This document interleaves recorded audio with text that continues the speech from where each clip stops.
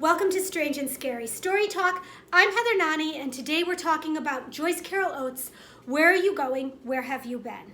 This story was originally published in 1966 in Epoch magazine. Oates said in an interview with Life magazine that it was based on the Charles Schmid Tucson, Arizona murders. Schmid was a serial killer. He was somebody that ingratiated himself with teenagers, made himself maybe appear a little younger than he was. He wore makeup. He stuffed his cowboy boots to look taller. Anyway, he ended up killing one girl just to see what it felt like. Then he killed an ex-girlfriend and her sister, and it's thought that he killed a few more. Oates also, she dedicated this story to Bob Dylan and said it was inspired also by It's All Over Now, Baby Blue, the Dylan song. Interestingly enough, the original title of that song was Death and the Maiden, or Death of the Maiden. Oates says that Where Are You Going? Where Have You Been? Is a realistic allegory. The story is about Connie, a 15-year-old girl. She's pretty. She's into boys and music, and it's her summer vacation. She's a typical 15-year-old, at odds often with her mother, although she does feel like her mom likes her and that sometimes they're friends. It seems like they are constantly finding a reason to butt heads. And Oates, the narrator, mentions something that over meaningless things, they can be almost getting along and then they're at odds with one another. Anyway, the story follows Connie one summer day. She goes out summer evening with her friend. The dad takes them to the mall. And what the girls are really going to do when the dad leaves is they're going to cross the street to the diner where they can go and meet some boys. And that's exactly what happens. Connie meets a boy. She's walking out to his car with him, and she sees another boy standing in front of a convertible, an old jalopy. And she gives him like the slanted eye and turns around, but she's liking the attention, and she looks back, and he does this, and he says something like, "I'm gonna get you." Anyway, we don't think much of it. It's kind of weird and creepy, but so then Connie makes it back in time over to the mall for when her friend's dad picks them up and takes them back home. The next morning is Sunday. Connie gets up. Her family's going to a family barbecue. Connie doesn't want to go. She wants to wash her hair and let it dry all day in the sun. And she's going to listen to music. There's a lot of references to music in this story. And the story has this dreamy kind of quality to it. Connie's in her bedroom listening to the radio, and I'm going to read the line because I don't want to desecrate Oates' words. But she's thinking about boys, and it says, "But the boys fell back and dissolved into a single face that was not even a face, but an idea, a feeling, mixed up with the urgent, insistent pounding of the music and the humid night of an air of July." So it has this warm, hazy vibe to it. Anyway, next thing you know, Connie hears a car coming up her driveway, and Oates mentions that it's a long driveway, so you know that this house isn't in a neighborhood with neighbors up against each other. The house is set back, and it's a boy and his friend, and Connie's kind of excited when she sees this, and she goes to her screen door and opens it up, the screen door off the kitchen, and this boy, his name is Arnold's friend, and he tries to get her to come out to the car, and she's, "No, I don't know you." And then he says, he starts to call her by name, and she says, "How do you know me?" And he's like, "I know a lot about you." And he starts to name all the people she knows, and she starts to get uneasy. Anyway, the brilliance of Joyce's story is that as the danger, the threat that's posed, that Arnold's friend, this guy in the car, poses to Connie, as that becomes clear to Connie, it becomes clear to the reader. And your reaction to the story is visceral. You start to panic along with her because you know what we have is a 15-year-old girl home alone and two boys out in a car. Initially doesn't seem like such a big deal.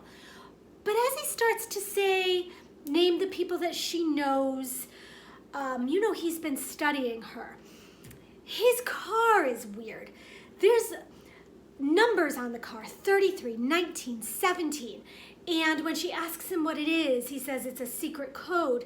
Some people think it's like a biblical reference, but others think that those might be the ages of other victims, other people that this boy, Arnold's friend, has victimized. Anyway, he keeps trying to get Connie to come out of her house, and he tells her she's going for a ride with him. And he goes to get out of the car, and he kind of trips. And when you know the Schmid story, that Schmid used to stuff his shoes, this is going to make sense. And he gets up to Connie's door, and he pretty much gets to the point where he tells her, "You're getting in my car. I'm not going to go in that house and get you, though, okay? This'll work right now." But she can't call the police. She can't get on the phone. Then he'll come in and get her.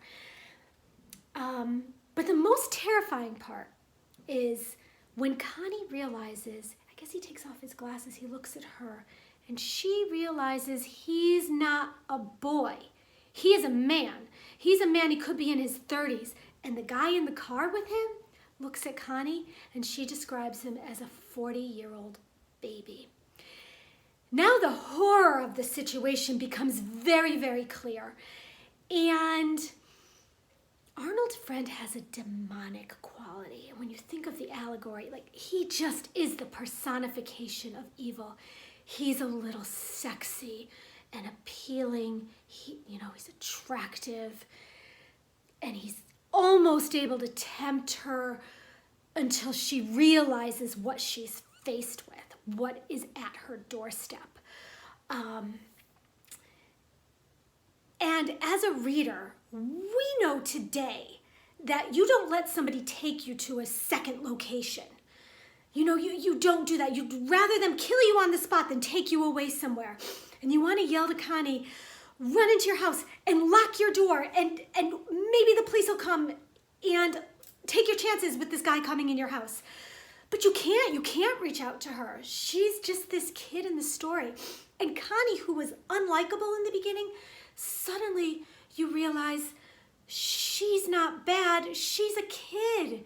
She's a 15-year-old girl, and she's probably gonna die. And you see she calls out for her mother, and she has this moment where she realizes she's never gonna sleep in her bed again. And you just keep hoping that something changes and she decides to run or do something. But in the end, she walks out to Arnold's friend. He has his arms open. And Oates talks a lot about light throughout the story. And she says there was this light behind him. And all Connie could see was this land that she never knew existed before. And that's the end of the story. And, this story was written during the sexual revolution. And so there's definitely this message of the danger that, as the taboo of sex was kind of stripped away, there's still this danger there. And I'm curious what you think, what Oates wanted us to come away with. What's the message here? Is this more strictly just a really horrifying, terrifying, realistic horror story? Or was she saying something to the reader about how the sexual norms that were changing at the time and the dangers that women were in could face at the hands of males? Is it a story just of evil and how evil can walk into your door, how you can walk towards it? Anyway, I'm curious what you think. So please, let's move away from here and move to social media. You can reach out to me on Twitter at Heather_Nani, Nanni, or on Instagram at Prof, Profh Nani, and we can carry on the discussion. What did you take away from this story? And please, if you like this video, subscribe, and I'll see you next week where we will be talking about the yellow wallpaper. Okay, thank you.